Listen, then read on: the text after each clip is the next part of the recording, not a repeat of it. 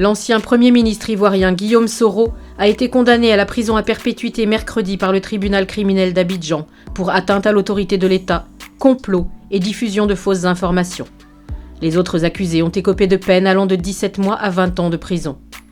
À la sortie de l'audience à Abidjan, maître Raoul Goïbi, un des avocats des condamnés, a promis de contester le verdict, comptant sur la sagesse des juges d'appel pour l'aider à rétablir le droit.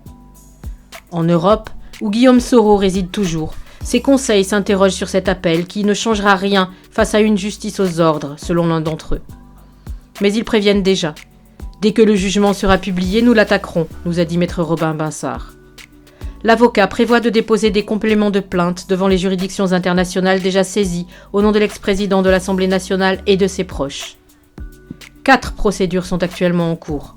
Devant le groupe de travail des Nations Unies sur la détention arbitraire, devant le Comité des droits de l'homme de l'ONU, devant la justice française pour un enregistrement diffusé par le procureur ivoirien Richard Adou, et devant la Cour africaine des droits de l'homme et des peuples.